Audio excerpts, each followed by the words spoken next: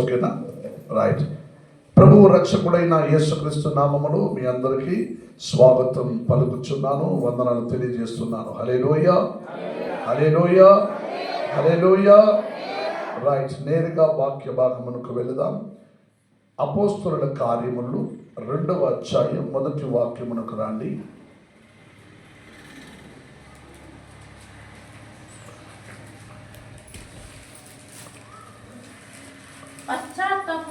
ಪಂಚಶತಮಾನ ದಿನದ ಹಬ್ಬವು ಬಂದಿರಲಾಗಿ ಅವರೆಲ್ಲರೂ ಏಕ ಮನಸ್ಸಿನಿಂದ ಒಂದೇ ಸ್ಥಳದಲ್ಲಿ ಕೂಡಿದ್ದರು. ಆಗ ಬಿರುಗಾಳಿ ಬೀಸುತ್ತದೋ ಎಂಬಂತೆ ಗಕ್ಕನೆ ಆಕಾಶದೊಳಗಿಂದ ಒಂದು ಶಬ್ದವು ಉಂಟಾಗಿ ಅವರು ಕೂತಿದ್ದ ಮನೆಯೆಲ್ಲ ఆమేన్, హల్లెలూయా, హల్లెలూయా. ఇప్పుడు మీరందరూ ఎలా కూర్చున్నారో ఆ ప్రకారమే ఆ పెంతెకోస్తు దినములలో ప్రారంభించిన పెంతెకోస్తు దినములలో వాళ్ళందరూ కూడి ఇలాగే కూర్చొని దేవుణ్ణి ధ్యానించుచుండగా ఒక భయంకరమైన ఒక గాలి వాతావరణం అక్కడ సృష్టింపబడినది. ఏమొచ్చిందంట? గాలి, తుఫాను లాగా ఒక గాలి, ఓని శబ్దం, భయంకరమైన ఒక గాలి తుఫాను లాగా ఆ స్థలమునకు ప్రవేశించి వచ్చినది. ఎక్కడొచ్చింది? వాళ్ళు కూర్చునున్న చోటులో, వారి మధ్యలో. హల్లెలూయా. అప్పుడు వారి మధ్యలో కూర్చునున్న చోటులో వచ్చినప్పుడు అందరూ ఒక్క చోట కూడి ఉండిరి. అప్పుడు వేగముగా వీచే బలమైన గాలి వంటి ఒక్క ధ్వని ఆకాశము నుండి అకస్మాత్తుగా వారు కూర్చుండి ఉన్న ఇల్లంతయు నిండెను. హల్లెలూయా. గమనించండి, పెంతెకోస్తు దినములలో మొదటిగా పెంతెకోస్తు అంటే బిఫోర్ రోమ్ సామ్రాజ్యం వారి వేరే రకంగా వాళ్ళు దీవించడం, ఆరాధన చేయటకు వాళ్ళు ప్రయాసపడుతుండగా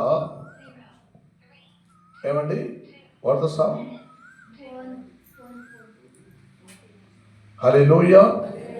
సో అలా ఆలోచించి చూడగా ఆ సందర్భంలో అపోస్తలులందరూ కూడి ఏకేబి అనుభవించుకుంటూ ఈ ధర్మశాస్త్ర పారాయణంగా ఒక పెంతెకోస్తు దినములను ఏర్పరచుకుందామని కూడి వాళ్ళందరూ స్తుతించి ప్రార్థించుచుండగా ఆ సందర్భంలో ఒక తుఫాను గాలిలాగా ఒక స్వరము ఆ స్థలములకు ప్రవేశించి వచ్చి వారు కూర్చున్న వాళ్ళందరి మీదకి ఏమొచ్చిందంట?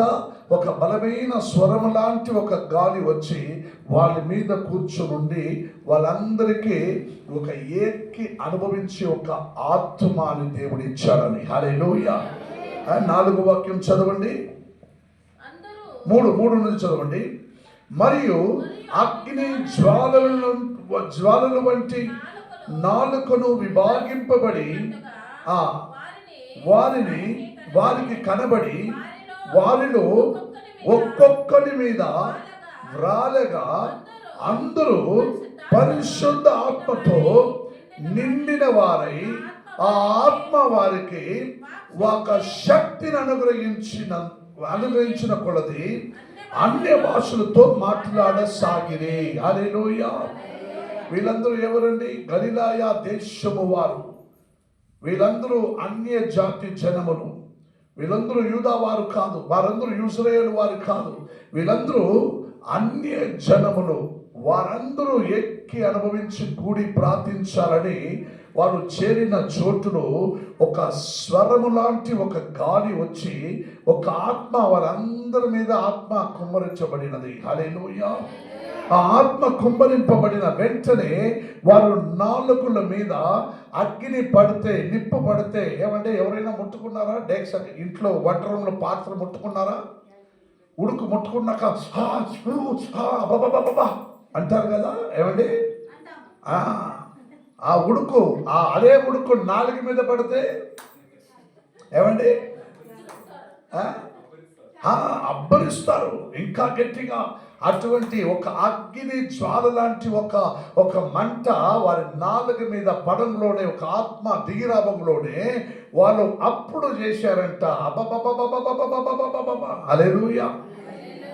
ఈ అబ్బబ్బా వేరే, ఆ అబ్బబ్బా వేరేనండి. హల్లెలూయా. ఇది ఉడుకుపట్టుకున్నప్పుడు అయ్యో అబ్బబ్బా అంటే అబ్బబ్బా వేరే. ఏమండి? పరిశుద్ధాత్మ వలె నీవు చెప్పే అబ్బబ్బా వేరే. హల్లెలూయా.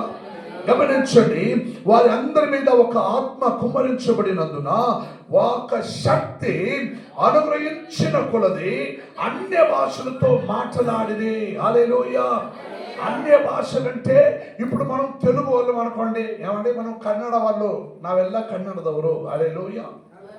ఇప్పుడు కన్నడ తప్ప నీకు ఏ భాష రాదు, ఒక ముక్క కూడా రాదు నీకు. ముందు ఎప్పుడు మాట్లాడిలా తమిళు, తెలుగు, వేరే ఇంగ్లీషు, కొక్కని, ఉర్దూ, మలయాళం, హిందీ అని. ఏమండి? ఇప్పుడు వెంటనే దేవుని ఆత్మ నీలో రావంలోనే అబ్బబ్బబ్బబ్బబ్బబ్బా ఏంద్రా ప్రభువానికి స్తోత్రం. ఒకడు కన్నడ, ఒకడు తెలుగు, ఒకడు మలయాళం, ఒకడు హిందీ, ఒకడు ఉర్దూ, ఒకడు ఇంగ్లీషు, ఒకడు కొంకణి అని చెప్పి అన్ని ఆ భాషల్లో మాట్లాడుతుంటే, మలయాళంలో మాట్లాడుతున్నాడు మలయాళీ వాళ్ళు, అక్కడ ఉండే వాళ్ళు ఇదేంద్రా మలయాళంలో ఎవడో మాట్లాడుతున్నాడు, తెలుగు వాళ్ళు ఉంటే ఇదేంద్రా తెలుగులో మాట్లాడుతున్నారు, వీళ్ళందరూ గలిలయ, వీళ్ళందరూ కర్ణాటక వాళ్ళు కదా, వీళ్ళని మన భాషలో మాట్లాడుతున్నారే అని వాళ్ళందరూ అన్య భాషలతో మాట్లాడుచుండగా, ఇవేమరా వీళ్ళందరూ గలిలయ వాళ్ళు కదా, వీళ్ళేది మన భాషలో మాట్లాడుతున్నారేది, వారు మాట్లాడే భాషలు మనవి కాదా అని వాళ్ళందరూ కూడి ఆలోచన చేశారు. హల్లెలూయా. హల్లెలూయా. సో ప్రియమైన దేవుచున్నారా, ఆ పెంతెకోస్తు దినములలో ఒక ఆత్మ దేవుడు ఎందుకు ఇచ్చాడంటే, ఆ రోజు ఇచ్చిన ఆత్మ ఆ పెంతెకోస్తు దినము ఇప్పుడు దాకా ఈ రోజు నువ్వు నేను దాన్ని పాటిస్తా ఉన్నాం. హల్లెలూయా. వాళ్ళు వల్లే మనము కూడా ఇక్కడ కూర్చొని ఉన్నాం. వాళ్ళు వల్లే మనము కూడా ఇక్కడ దేవుని ఆరాధన చేస్తున్నాం. వాళ్ళు వల్లే పెంతెకోస్తు దినములలో, పాత నిబంధన దినములలో వారు చేసిన వల్లే ఈ రోజున మనము కూడా ఏం చేస్తున్నాం, ప్రభుని మహిమపరుచుకుంటున్నాం. మనము కూడా కూర్చొని ఉన్నాం, ఒక చోటు చేరుకొని ఉన్నాం. హల్లెలూయా. కానీ దేవుని ఆత్మ పొందినమా లేదా అన్నది మనకి ఇప్పుడు ప్రశ్న. హల్లెలూయా. ఇప్పుడు దేవుని ఆత్మ నీవు పొందుకొని, అదో ఒక అగ్ని జ్వాల లాంటి ఒక మహిమ, ఒక ఆత్మ నీలో దిగి ఉండగా నీవు అన్య భాషలతో మాట్లాడి దేవుని యందు కోరుకునేవారై, దేవుని యందు మొరబెట్టువారువై, దేవుని యందు బ్రతమలాడువారువై, దేవుని యందు అడుగువారువై నీవు కానరావాలి. హల్లెలూయా. నా ప్రియమైన దేవుజనుడరా, ఎజెకియల్ గ్రంథమునకు రాండి. The book of Ezekiel chapter 22, 22వ అధ్యాయమునకు రాండి. 28వ వాక్యమును చదవండి.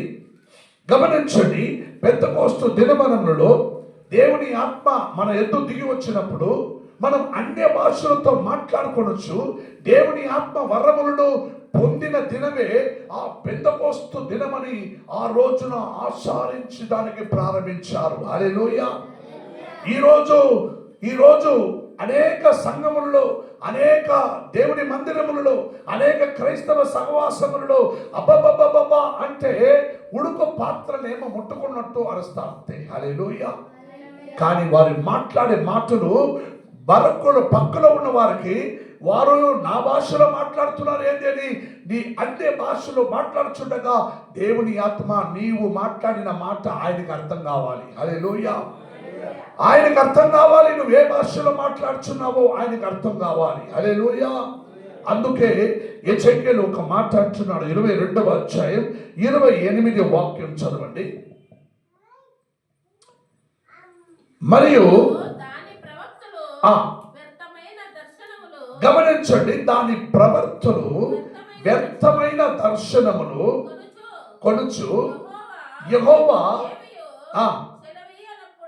ఏమి యెహోవా అంటే దేవుడు ఏ దర్శనము ఈనప్పుడు, ఏ మాటలు మాట్లాడినప్పుడు వాళ్ళు ఏమంటారంటే, యెహోవా దేవుడు నాకు సెలవిచ్చినదేమనగా అని అంటారు. హల్లెలూయా. అవి దేవుడిచ్చిన దర్శనం కాదు, దేవుడు మాట్లాడుచున్న మాటలు కాదు. అయినా వారు అంటారు, దేవుడు నాతో మాట్లాడినదేమనగా, దేవుడు నాకు చెప్పినదేమనగా, నువ్వు చేసింది సరికాదు. హల్లెలూయా. ఏమండి? నువ్వు చేసింది సరికాదు, నువ్వు చేస్తున్నది సరికాదు. హల్లెలూయా. ఇటువంటి వ్యర్థమైన దర్శనములు యెహోవా సెలవేయలేదు కనుక వారు యెహోవా సెలవిచ్చినది ఏమనగా అని వాళ్ళు చెప్పడానికి ప్రారంభిస్తారు.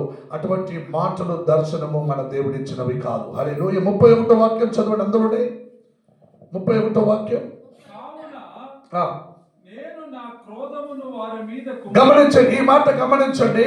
వ్యర్థంగా నాకు దర్శనం వచ్చింది, నాకు ఒక కళ వచ్చింది, దేవుడు నాతో మాట్లాడిండు, దేవుడు ఇలా చెప్పమన్నాడు, దేవుడు ఇలా పొమ్మన్నాడు, దేవుడు ఇలా కూర్చోమన్నాడు, దేవుడు ఇలా లెమ్మన్నాడు, దేవుడు అక్కడికి ఇమ్మన్నాడు, దేవుడు ఇక్కడ అడగమన్నాడు, దేవుడు అక్కడ నాకు పొందుకోమన్నాడు అని చెప్పే దర్శనమునకు ఇక్కడ దేవుడు ఏమంటాడో కలిసి గమనించండి. 31వ వాక్యం చదవండి. గమనించండి. కావున నేను నా క్రోధమును వారి మీద కుమ్మరింతును, వారి ప్రవర్తన ఫలము వారి మీదికి రప్పించి నా ఉగ్రత అగ్ని చేత ఆమేన్. హల్లెలూయా.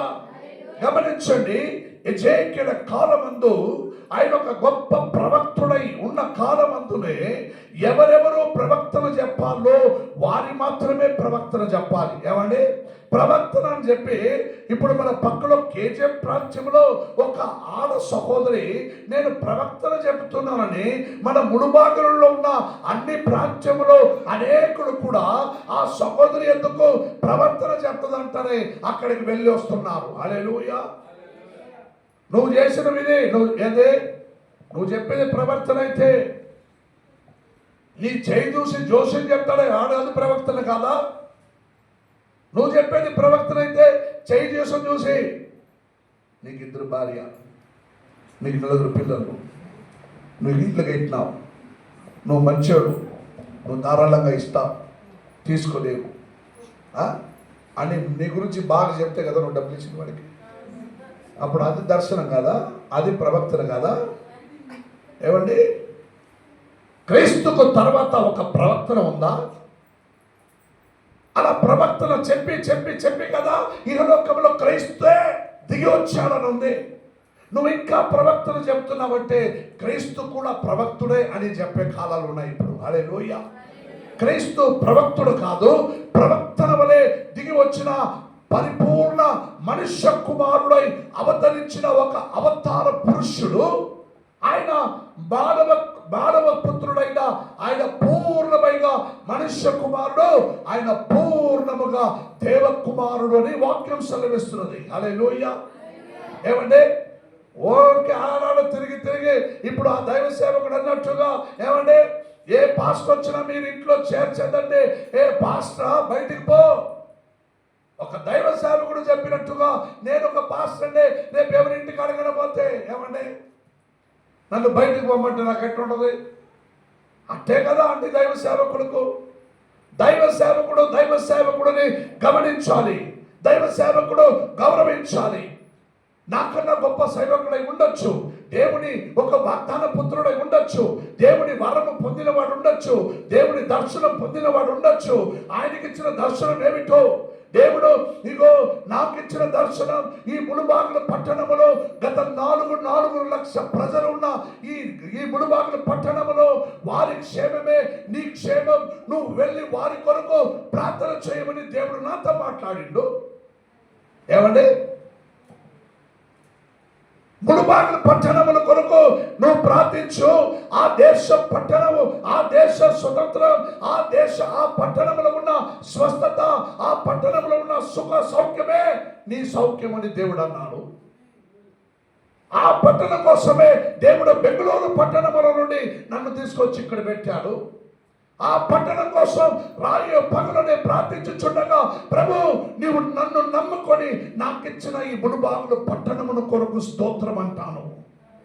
గత 4 లక్షల పైకి ఉన్న ప్రజలకు ఈ ప్రజల కొరకు నన్ను నమ్ముకొని ఇచ్చావా, నీకు స్తోత్రం అంటాను. 4.5 లక్షల జనాభా ఉన్న ఈ దేశ ఈ పట్టణంలో కనిష్టం ఒక 40,000 సేవకులైనా ఉండకూడదా? ఒక్క ప్రవక్తుడు దేశమంతటిలో ఆ ప్రవక్తన తీసుకెళ్లి వాళ్ళ దగ్గర చేర్చాడు.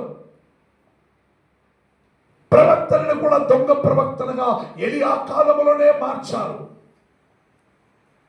నేను కూడా ప్రవక్తుండేనని ఆ దినములలో ఒక ఎలియా కాలంలోనే దొంగ ప్రవక్తలు మారారు. హల్లెలూయా. ఎలియా ఆకాశ భూమిని సృష్టించిన ఏకైక ఒక దేవుడు ఆయనే అని రుజువు చేసినప్పుడు తన దేశ జనములందరూ కలిసి దొంగ ప్రవక్తలందరినీ ఆ అగ్ని మంచులు పడివేశారని వాక్యం చెబుతున్నది. ఇంకా దర్శనము, నాకు కల వచ్చింది, నాతో దేవుడు మాట్లాడిండు, నేను పోయినాను, నేను పడినాను అని ఇంకా చెప్పుకుంటున్నావా? నువ్వు మొదలుపెట్టి ప్రార్థించడం తప్ప దేవుడు నీతో ఎటువంటి కళ దర్శనం ఇచ్చాడో దాన్ని పరీక్షించి పరిజ్ఞానములకు తెచ్చుకోవాలి. ఏమండి, పెంతెకొస్తు కాలములోనే ఎజెకియెల్ 34వ అధ్యాయముకు రండి. ఎజెకియెల్ 34వ అధ్యాయముకు రండి. అందులో ఒక 4 కార్యం గమనిద్దాం. దేవుడు ఏమంటాడో చూడండి. 1 నుండి 3 వరకు చదవండి.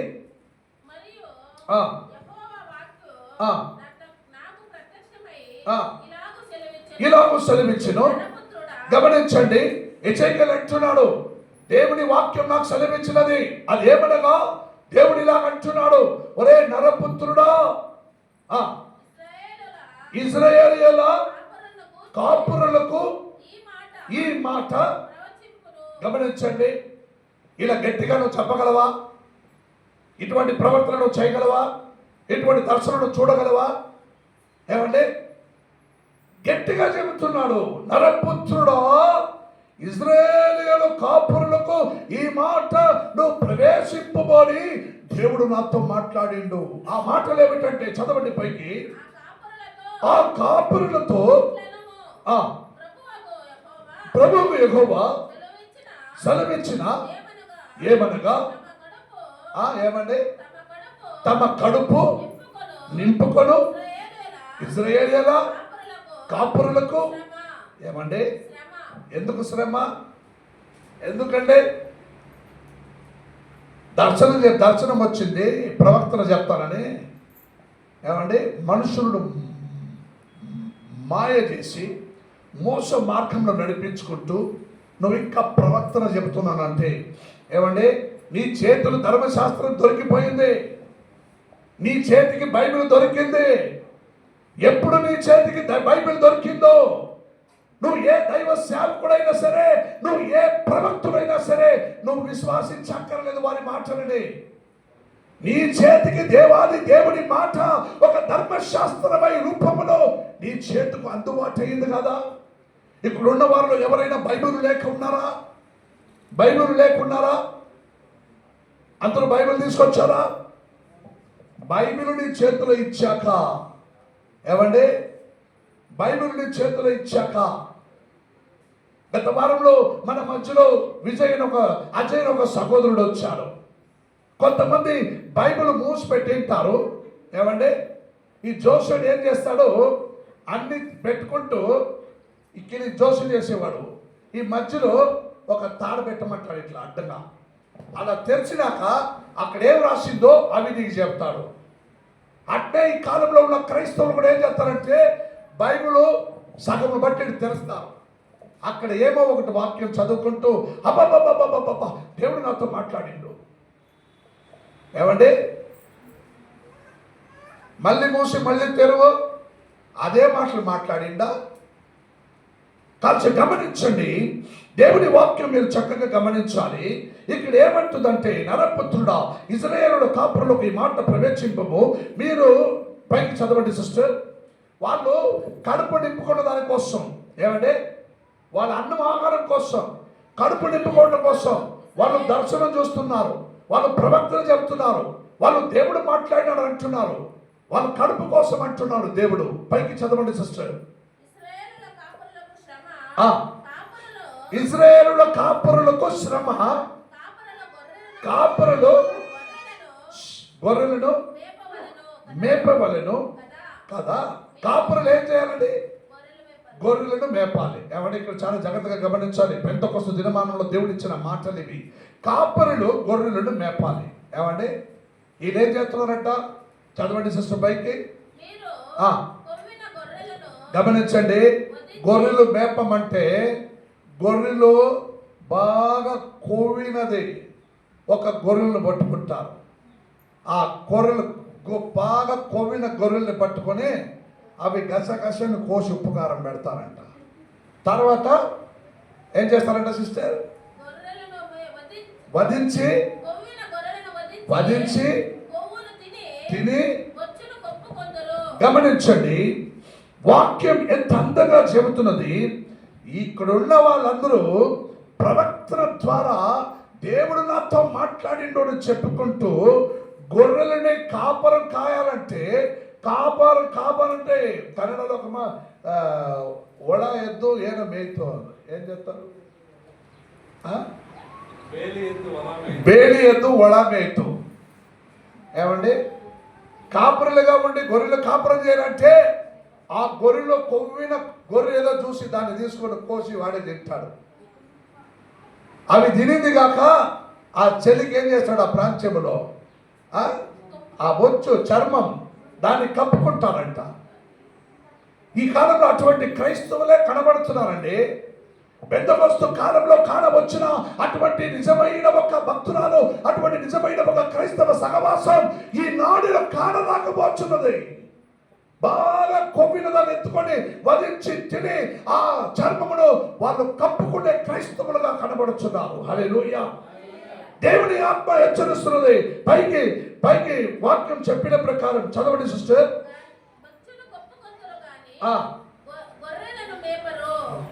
గమనించారా?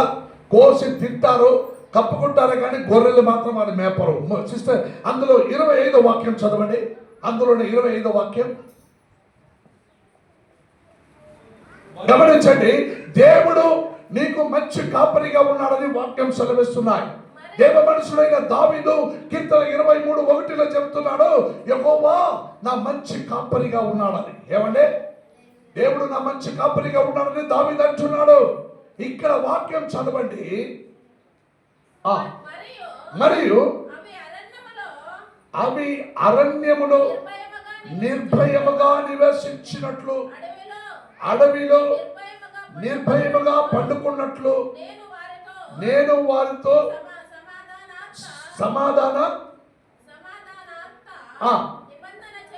నిబంధన చేయదును. హల్లెలూయా. గమనించండి, నిజమైన గొర్రెలు కాపరి ఏం చేస్తాడంటే, ఏమండి, నిజమైన గొర్రెల కాపరి ఏం చేస్తాడు? అరణ్యములో కూడా గొర్రెలు నిర్భయముగా మేపుకొనొచ్చు, నిర్భయముగా పండుకున్నట్లుగా నిజమైన కాపరి వాడు చేస్తాడు. ఏమండి, నిజమైన కాపరి అరణ్యములో కూడా, ఏమండి, అరణ్యములో కూడా. ఈ మాటకు అర్థం ఏమిటంటే, పైకి చదవండి 31వ వాక్యం చదవండి. ఎందుకు గొర్రెలు అంటున్నామంటే 31వ వాక్యం చదివి చూడండి. ఏమండి, నా గొర్రెలను నేను మేపుచున్న గొర్రెలు నాకు మీరు మనుష్యులు. నేను గమనించారా అమ్మా? గమనించారా? దేవుడు ఏమంటున్నాడండి? దేవుడు ఏమంటున్నాడు? గొర్రెలైన మీరు, గొర్రెలు నాకు మీరు, గొర్రెలు అనే మీరు మనుష్యులై ఉన్నారు. మనుష్యులైన మీరు గొర్రెలై ఉన్నారు. ఏమంటే గొర్రెలైన మీరు మనుష్యులై ఉన్నారు, మనుష్యులైన మీరు గొర్రెలై ఉన్నారు. నేను గొర్రెలు అనబడే మనుషులైన మీకు నేనేమై ఉన్నాను? నీకు దేవుడునై ఉన్నాను. హల్లెలూయా, హల్లెలూయా. నువ్వు పోయేతున్న మంచి మార్గంలో పడింది, లేచింది, ఆడు వస్తారు, వీళ్ళు పోతారు, నువ్వు దోషం పడింది, నీకు అదయింది, నువ్వు అది చేసుకో, నువ్వు నిభాయించుకో, ఒక 101 రూపాయలు నీ పూజ చేస్తాను, నేను దోషం నీగిస్తాను. తెలిసిన ఒక కుటుంబం, it's very near by family, మన చర్చ్కి వచ్చిన ఒక ఫ్యామిలీ ఇంటి ఎదురుగా ఒక రాళ్ళు నిలబెట్టిండు, చప్పడి రాళ్ళు పెద్దగా నిలబెట్టిండు. ఏందయ్యా అన్న, అడెవరో చెప్పిండ్రు, వాళ్ళ ఇంటికి మా ఇంటికి తగాదంట, రాదంట, అడ్జస్ట్ కాదంట, ఒక రాళ్ళు నిలబెట్టమన్నాడు. అందుకే ఒక చప్పడి రాళ్ళు తెచ్చి వాళ్ళ ఇంటికి మా ఇంటికి నేరుగా ఉండకూడదు, రాళ్ళు నాయకున్నానని. హల్లెలూయా. రాలి నాయకుడు, నీ కొడుకులు కోడలు, నీ ఇంట్లో ఉన్న వాళ్ళందరూ సుఖంగా ఉన్నారా? ఏమండి, ఇంట్లో ఉన్న పెద్ద కొడుకు కోడలు వేరే ఊరు చోటుకు పోయి చేరుకున్నారు. రెండో కోడలు కొడుకు ఇల్లు విడిచి పారిపోయినారు. మూడో కొడుకు కోడలు అక్కడి నుంచి వెళ్ళిపోయింది. ఏమండి, ఆయన ఇప్పుడు చెప్పిరాలి నాయకుడు ఎక్కడున్నాడో తెలియదు. వైద్యుడు మాటను ఎప్పటి వరకు వింటావో, నువ్వు ఎప్పటి వరకు జోషికుడు మాట వింటావో, ఎప్పటి వరకు ప్రవర్తన అని అనేవారి మాటను వింటావో, నీ బ్రతుకు బంగారం కాదు. హల్లెలూయా. అందుకే కదా అప్పుడే నేను ఒక పాట పాడినాను, బంగారమా నీవే యేసయ్యా నా బంగారమా. ఎంత అందంగా పాడుతున్నాను. నన్నేం చూస్తున్నారమ్మా? అయ్యా, నాతో పాటు కలిసి మీరు పాడనండి కదా, నేను పాడుతున్నాను. మీరు చూసి ఎటు పాడతాడు చూడడు, ఎటు పాడతాడు చూడు. దేవరాజు ఉన్నట్టు ఉంది మీరు నవ్వేది. హల్లెలూయా. ఏందమ్మా, గమనించండి. జెరెమియా పుస్తకం రాని ద బుక్ ఆఫ్ జెరెమియా. గొర్రెలను మీరు మనుషులైన మీరు గొర్రెలు అని నేను చెప్పిన. మీరు మనుషులే కానీ గొర్రెలను నేనన్నా. ఇప్పుడు ఆ గొర్రెలను ఒక మనుషుడైన నీకు నేనే దేవుడని నా దేవుడు అన్నాడు. హల్లెలూయా. ఇటువంటి ప్రవక్తన నీ జీవితంలో గొప్పదే. ముందు నువ్వు పోతా ఉంటావో, రాబోయే దినంలో నువ్వు పడతావో, నీకు మంచిది కాదో, నువ్వు ఏమన్నా చెయ్యి అంటే అదంతా ప్రవక్తన కాదు. యెరెమియా బుక్ ఆఫ్ యెరెమియా గొప్ప ప్రవక్తుడైన రెండో ప్రవక్తుడైన బుక్ ఆఫ్ యెరెమియా 6వ అధ్యాయానికి రండి. ఇక్కడ ఒక 4 కార్యం చూద్దాం. 6వ అధ్యాయానికి రండి. 6, 16, 17, 18 3 వాక్యం చదవండి సిస్టర్. యెహోవా ఇలాగు సెలవిచ్చుచున్నాడు, చూడండి, ఎజెకియేలు వలె యెరెమియా కూడా ఒక గొప్ప ప్రవక్తుడు. ఆయన దేవుడు మాట్లాడిన మాట ఎలా చక్కగా చెబుతున్నాడో చూడండి. యెహోవా ఇలాగూ నాతో సెలవిచ్చుచున్నాడు. ఏమండి? మార్గములో నిలిచి చూడుడి. పురాతన మార్గములను గురించి హల్లెలూయా. మేలు కలిగే మార్గం ఏది అని అడిగి అందులో నడుచుకొనుడి. గమనించండి అమ్మా, ఈ మాట విన్నారా? అమ్మా, అక్క, అన్నన్న, ఓయో అన్నయ్య, ఈ మాట విన్నారా? ఏమన్నారండి? ఏమన్నారు? నా మార్గమును తెలుసుకుంటూ, పురాతన మార్గం ఏమిటో తెలుసుకుంటూ, ఏమండి, ఆ మార్గంలో నడవడానికి నువ్వు ప్రయాసపడి ఆ మార్గంలో నడుచుకో అని దేవుడు అన్నారు. సరేనా? ఏమండి, సరేనా? ఇప్పుడు రెండో మాట చదవండి. అప్పుడు మీకు ఏమండి, ఇది పాత నిబంధనలో యెహోవా సెలవిచ్చినదేమనగా, నా మార్గములో నిలిచి పురాతన మార్గం ఏమిటో అవి కనుక్కొని ఆ మార్గములో నడువుడి, అప్పుడు నీకు మేలు కలుగును అని అన్నాడు. కొత్త నిబంధన గ్రంథంలో యెహోవా ద బుక్ ఆఫ్ జాన్ 14:6 ఏమంటదండి? యోహాను 14:6 ఏమంటది? దేవుడు ఏమన్నాడు? ఏమండి? 14:6 ఏమన్నాడు దేవుడు? నానే మార్గము సత్యము. ఆ రోజు ప్రవక్తుడు వల్లే దేవుడి నీతో మాట్లాడిన ఆ మార్గం నడుపుకున్న పోయిను. దేవుని ఆత్మ పొందిన పెంతెకొస్తు దినములను దేవుడి ఆత్మ నీకు ఇచ్చిన అటువలే నడవకూడపోయిను. ఏమండి, ఇంకా ఉంది ముందర మీకు ముసలి పండుగ. గమనించండి, పైకి చదివిన ప్రకారం ఆ మార్గములో నెమ్మది కలుగును. అయితే ఏమండి, వారు ఏమన్నారు? అబ్బా లేవండి, లేవు, మేము ఆ మార్గంలో నడవలేమండి, మేము పోలేము. అబ్బా, ఆ మార్గంలో నడవడం తమాషా. ఏమండి, పవిత్రంగా ఉండాలి, పరిశుద్ధతలో ఉండాలి, దొంగతనం చేయకూడదు, అబద్ధం ఆడకూడదు, ఎవరికి మోసం చేయకూడదు, ఎవరికి దోషించకూడదు, ఎవరిని దోచుకోకూడదు.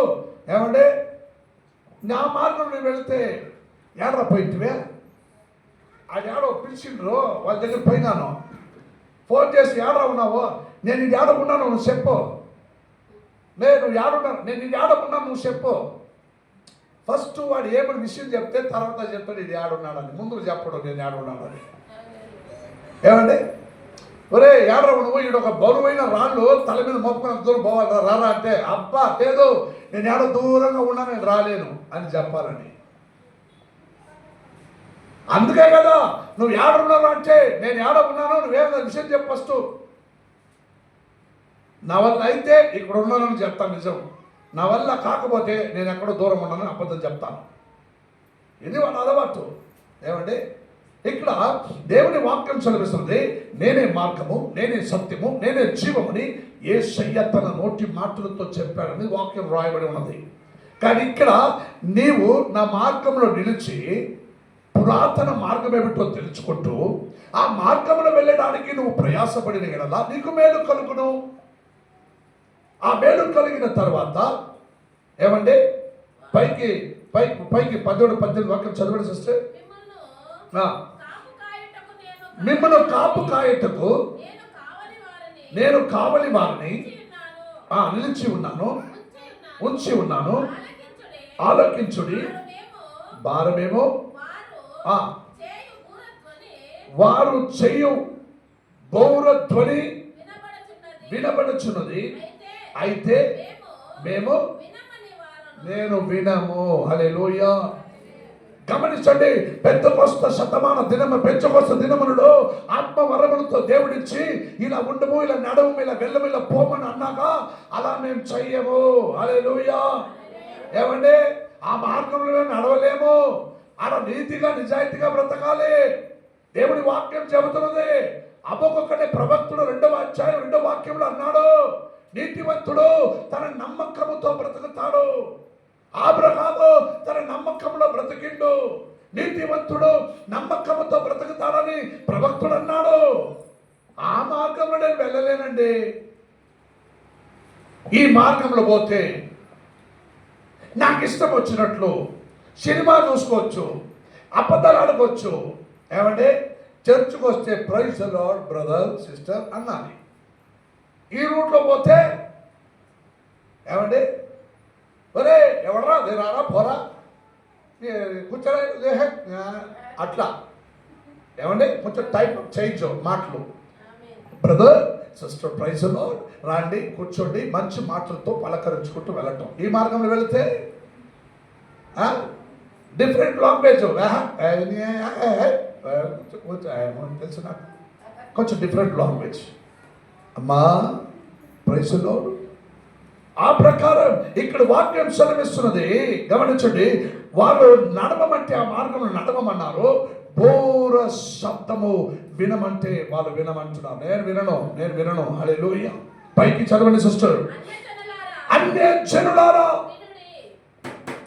జనులారా వినుడి. సంగమా వారికి జరిగిన దానిని ఆమేన్ హల్లెలూయా. అన్య జనులారా మీరు వినుడి, సంగమా వారికి జరిగింది ఏమిటో నువ్వు తెలుసుకునుడి. హల్లెలూయా. వారికి ఏం జరిగింది నీకేం తెలుసు? వంకాయ పులుసు నీకేం తెలుసు? వాళ్ళకి ఏం జరిగిందో అప్పుడు నువ్వు ఉంటే కదా, మీ తాత మీ అమ్మమ్మ నీకు చెప్పింటే కదా. వాళ్ళు చెప్పిన పద్ధతులు వేరు.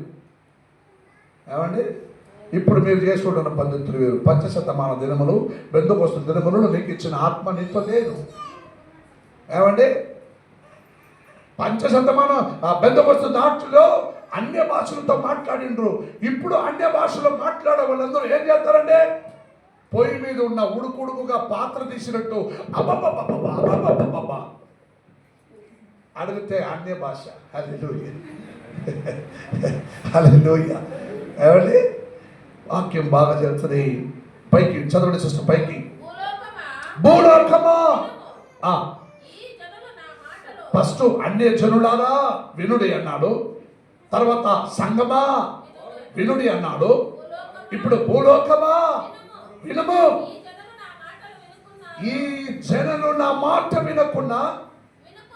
వినుకున్నారు, నా ధర్మశాస్త్రమును గమనించండి. ఈ జనులు ఏం చేశారు? నా ధర్మశాస్త్రమును విసర్జించి ఉన్నారు. నా బోరస్ ధ్వని స్వరము విననంటున్నారు, నా మార్గంలో నడవమంటున్నారు. ఆ దాడిలో నేను ఇచ్చిన ఆత్మ వాళ్ళు పోగొట్టుకున్నారు, వాళ్ళ మీద ఉన్న అభిషేకం పోగొట్టుకున్నారు, వాళ్ళలో ఉన్న ఒక ప్రసన్నత పోగొట్టుకున్నారు. ఇప్పుడు యాక్టింగ్ నాటకాలు చేస్తున్నారు. ఏమంటే నాటకాలు చేశారు? చూసినారా? ఎవరైనా చూసినారా? నాటకాలు చూసిన చేయకదమ్మా. అది ఏమండి అట్టంతా నేను చేస్తే మీరు నవ్వుతారు కదా, నాకు తెలుసు. I know that very well. You are laughing, మీరందరూ నవ్వుతారు, నాకు తెలుసు. నాటకాలు చేస్తే నవ్వటేమండి. కానీ నా దేవుడు నవ్వాడు అనుకోండి, నీ బతుకు ఏమండి, నా దేవుడు నిన్ను చూసి నవ్వాడు అనుకోండి, నీ బతుకు. నిన్ను చూసి కన్నీళ్ళు విడుస్తున్నాడు నా దేవుడు, నిన్ను చూసి కన్నీళ్ళు విడుస్తున్నాడు నా దేవుడు. నువ్వు నశించుకోకూడదని ప్రియపడుతున్నాడు. నువ్వు నా దగ్గరకు వచ్చేయని పిలుస్తున్నాడు. నువ్వు నా గొర్రెలువే, గొర్రెలంటే నువ్వు మనిషివే, మనిషి అంటే నేను దేవుడినే అని అంటున్నాడు. నువ్వు వినకుండా పోతున్నావు. గొర్రెలునకు మీరు మనుషులు, నేనే మీ దేవుడు అని చెప్పిన దేవుడు ధర్మశాస్త్రం విసర్జించి ఉన్నారని అంటున్నాడు. హల్లెలూయా, హల్లెలూయా. ఈ జనుల మార్గమును నేడు దేవుడు. పైకి చదవండి సిస్టర్, గమనించండి. ఇప్పుడు ఒక మాట అంటాడు చూడండి, దేవుడు మీతో మాట్లాడుతున్నాడు చూడండి. చదవండి సిస్టర్. తమ ఆలోచనలకు ఫలితమైన అన్న ఇక్కడ గమనించండి. తమ ఆలోచనలకు ఫలితమైన కీడు నేను వారి మీదకి రప్పించుచున్నాను.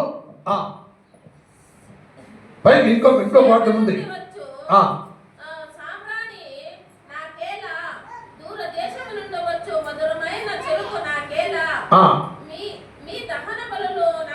సిస్టర్ 18 అని అనుకుంటాను. ఈ జనుల మార్గమును నేడు అడ్డరాలు వేయుచున్నానని ఒక మాట ఉంది చూడండి. భూలోకమా ఈ జనుల మాటలు వినుకున్నారు, నా ధర్మశాస్త్రమును విసర్జించిన వారు తమ ఆలోచనలకు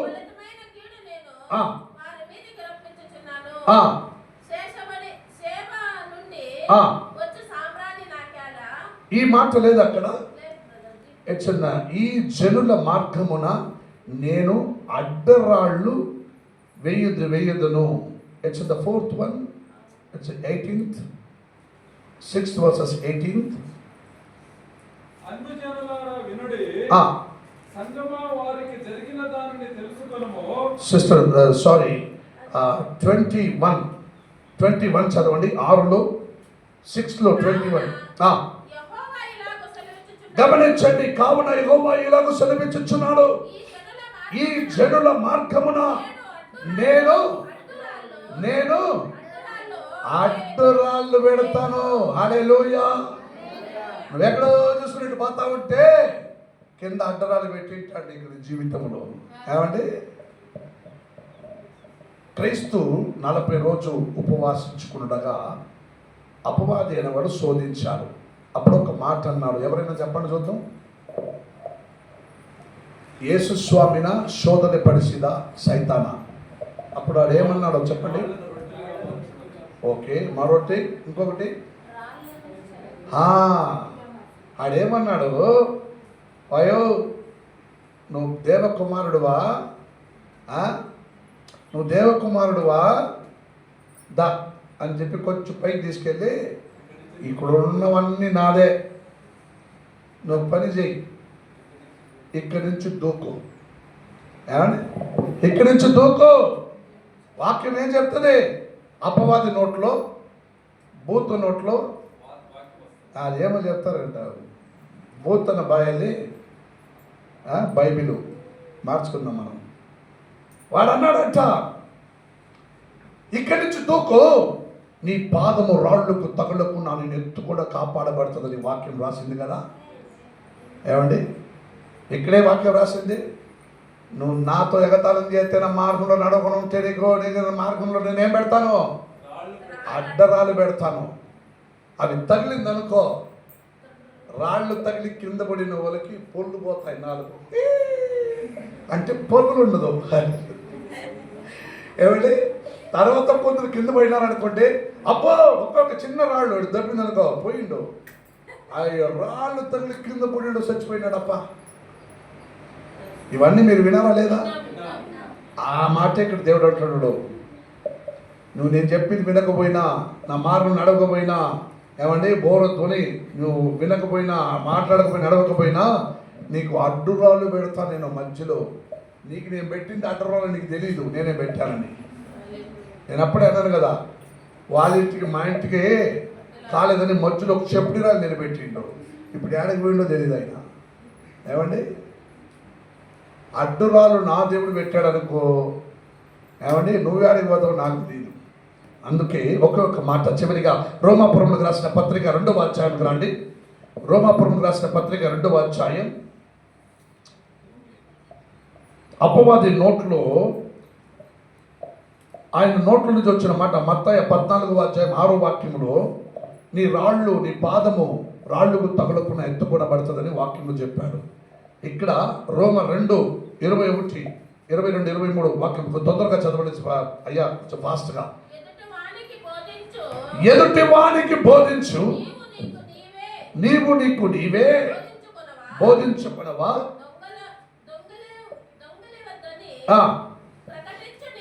గమనించండి, ఈ ఇంట్లో పోయినాక మీరు మరలా చదువుకోండి. ఈ వాక్యంలో దేవుడు అంటున్నాడు, దొంగిలించేవాడు దొంగిలించవద్దు, దోచుకోవద్దు, అవమానపరచవద్దు, దోషింప చేయవద్దు అని నువ్వు మరొకరికి బోధిస్తావే కానీ నీకు నీవు బోధించుకోలేవా? ఏమండి, ఏమండి, ప్రవక్తన చెప్పేవాడు, దేవుడు నాతో మాట్లాడిండు, రేపు నీకు ఇలా కష్టాలు వస్తాయి, రేపు ఇలా జరగబోతున్నాయి, ఇలా అన్నీ చెప్పే ఇలా దొంగ ప్రవక్తలకు నువ్వు మాట వినకుండా వాడవైతే, నిజమైన ప్రవక్తలకు నువ్వు చెవులు ఇవ్వకుండా ఉన్నావే, నా దేవుడు నీకు అడ్డురాలు పెడితే నీ బ్రతుకు బంగారమా? ఏమండి, ఏమండి, ఆలోచించండి, కాల్చి ఆలోచించండి. ఇక్కడ దేవుని వాక్యం సెలవిస్తుంది, దొంగిలించవద్దు, దోచుకోవద్దు, అవమానపరచొద్దు, దోషించవద్దు అని నా దేవుడు అంటున్నాడు.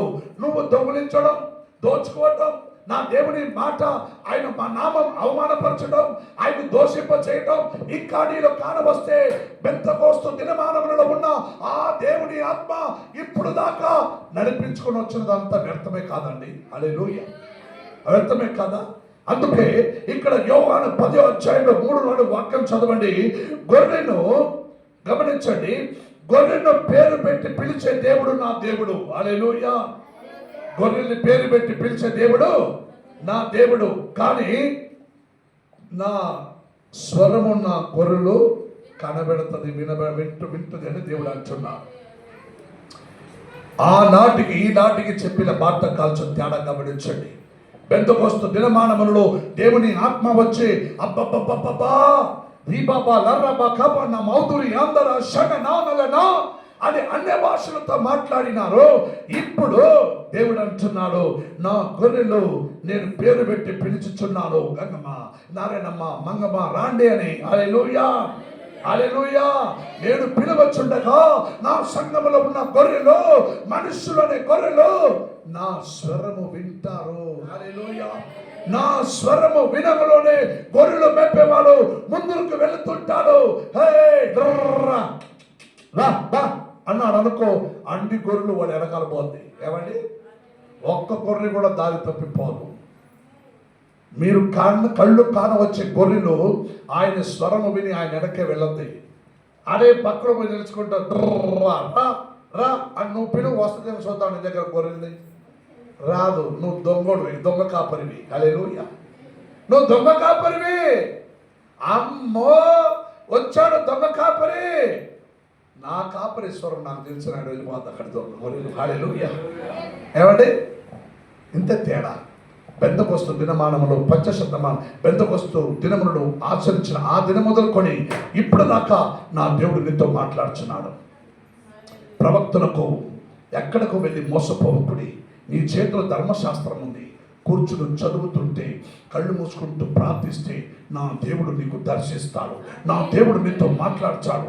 వేరే ఎవరో వచ్చి మాట్లాడి, ఎవరో వచ్చి నీ తల మీద చేయి పెట్టి, ఎందరూ చేయి పెట్టినా నీ బ్రతుకు బంగారం కాదు.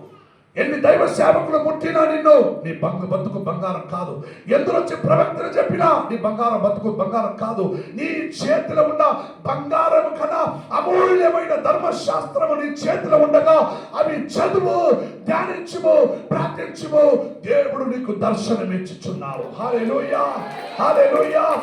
పెంతెకొస్తు దినమానముల కన్నా ఈ దినమానములో నా దేవాది దేవుని ఆత్మ నీ మీద నా మీద ఉన్నది. హల్లెలూయా, హల్లెలూయా, హల్లెలూయా. విశ్వాసించిన వారు లేచి నిలబడండి, కళ్ళు మూసుకోండి, మనం ప్రార్థిద్దాం. They have some time of heaven. కొన్ని సమయంలో పరలోకం తెరవబడుతుంది.